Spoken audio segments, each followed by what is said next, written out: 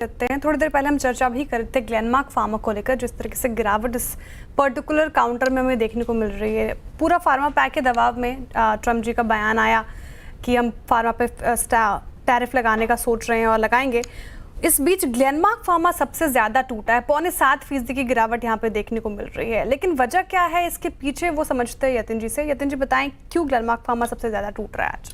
Good afternoon Shreya. देखिए, Glenmark pharma 7% नीचे है, लगभग डेज लो पे कारोबार कर रहा है। और अभी जो एनालिस्ट कम्युनिटी ने जो जांच की और जिस हिसाब से यूएस एफडीए की वेबसाइट पे संकेत आए, उसके बाद शेयर में आप मंदी देख रहे हैं। शेयर की गिरावट की एक वजह ये हो सकती है कि लगभग 39 प्रोडक्ट्स यूएस एफडीए की वेबसाइट पे रिकॉल किए जाने की नोटिस लगी है।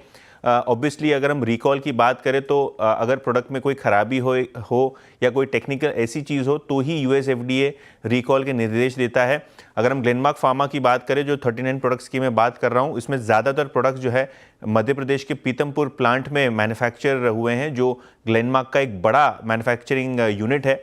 और जो रीज़न बताए गए हैं रिकॉल के, वो बताए गए हैं जो सीजीएमपी प्रैक्टिसेस होती हैं उसका उल्लंघन। इसका मतलब ये है कि जो गुड मैन्युफैक्चरिंग प्रैक्टिसेस हैं, जो कंप्लायंसेस यूएस एफडीए रखता है, उसका कहीं ना कहीं उल्लंघन हुआ है, जिसके कारण ये प्रोडक्ट रिकॉल हो रहे हैं।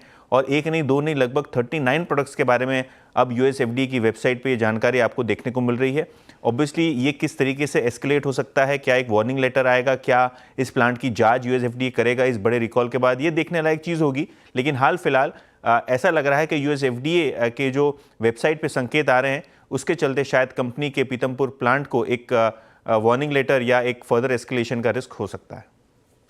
जी हाँ, बड़ी बात, बड़ी घटना ये ग्लेनमार्क के लिए। और स्क्रीन पर प्राइस डैमेज काफ़ी सिवियर है और इसने पिछले 6 माह से लेकर अब तक की पूरी प्राइस ट्रैजेक्टरी को तोड़ दिया है। आपके पास अगर कोई ट्रेडिंग पोजीशन है, उस पर एक मैं हल्का सा नज़रिया ले लेता हूँ यहाँ पर। सोनी जी, आपका टेक क्या है? आई मीन, क्योंकि इसने अब ये एक सिंकिंग जोन में जा रहा है।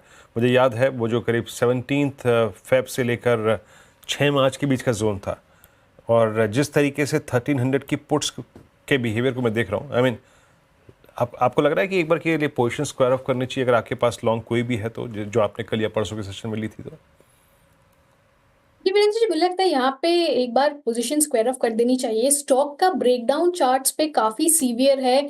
अपने 200 डेमार्क को आज क्रॉस नहीं कर पाया और वहां से जो सेलिंग प्रेशर इंटेंसिफाई होते हुए नजर आ रहा है, कहीं ना कहीं टुवर्ड्स 1300 लेवल्स टेस्ट कर सकता है। यानी कि अनदर 3-4% का फॉल यहाँ पे पॉसिबल हो सकता है और शायद सपोर्ट उसका 1300 के अराउंड ही हो सकता है। बट लॉन्ग पोजीशंस एग्जिट कर देनी चाहिए यहाँ पे एंड टुवर्ड्स 1300 एक बार रिविजिट कर सकते हैं कि वहां से रिवर्सल हो सकता है कि नहीं, बट अभी के लिए पोजीशंस एग्जिट करनी चाहिए। जी डेफिनेटली, आई मीन, थोड़ा अलार्मिंग है ये चार्ट। तो यतिन जब टिप्पणियाँ कर रहे थे, बात कर रहे थे, इसलिए मैंने सोचा एक बार के लिए यहाँ पे एक स्टॉप लॉस या फिर एटलीस्ट एक लेवल ले लेते हैं। खैर, अब बात करते